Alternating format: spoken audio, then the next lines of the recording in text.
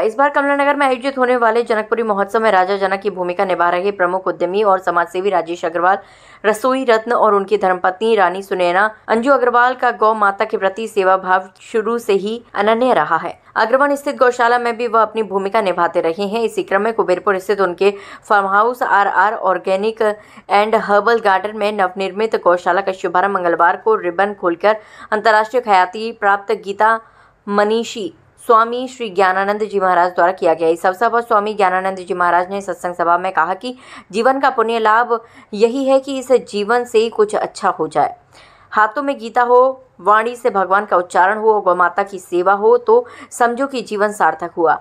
उन्होंने राजा जनक के farm house पर उपलब्ध सुरमय वातावरण की प्रशंसा करते हुए कहा कि भगवत गीता का चिंतन प्राणी मात्र की सेवा करना है और यहाँ सब प्राणियों के हित करने वाला वातावरण है। आज बहुत आवश्यक है कि प्रकृति का सम्मान हो, प्रकृति के खुलेपन को जीवन में स्वीकारा जाए। राजा जनक स्वरूप राजेश अग्रवाल और रानी सुनैना अंजू अग्रवाल ने कहा कि हमें गौ माता की सेवा से आत्मिक सुख और शांति मिलती है।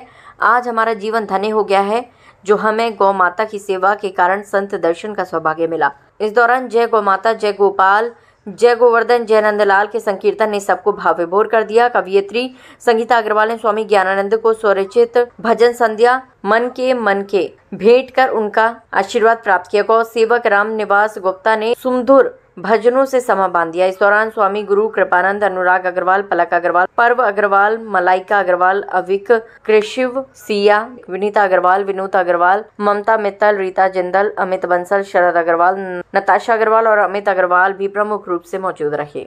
ये बहुत सुंदर है। मैं अच्छा लगा सुन करके कि राजेश राजा जनक के भाव के साथ और अपनी संस्कृति में ये जो इस ढंग के नाट्य प्रस्तुतियाँ होती हैं और प्रस्तुतिकरण होते हैं वो वास्तव में वो थोड़ी देर का नाट्य मंचन ही नहीं होता, वो एक परंपरा होती है। जैसे वृंदावन में हम देखते हैं रासलीला में स्वरूप बनते हैं और जिस समय जो स्वरूप बनता है उनके अंदर कहीं ना कहीं उस स्वरूप का तत्व भाव आने लगता है।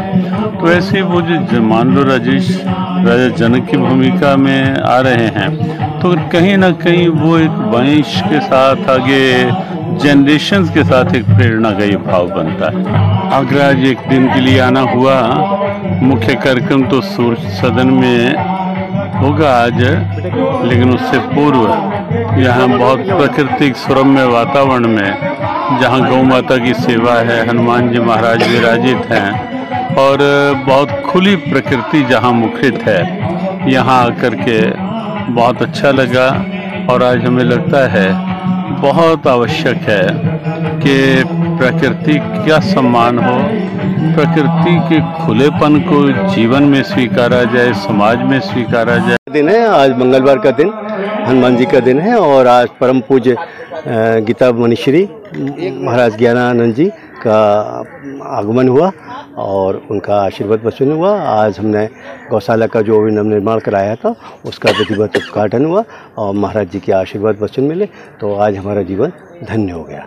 बात है कि हमारे स्थान पर यहाँ महाराज जी ज्ञानानंद जी पधारे और ये हमें बहुत ही अच्छा लगा कि हमने 2 मिनट उनका सत्संग सुना। उन्होंने हमारी गैया मैया को सेवा दी और भगवान श्री हनुमान जी के भी दर्शन किए और हमारा स्थान धन्य हो गया आज महाराज जी के आने से। जय सिया राम।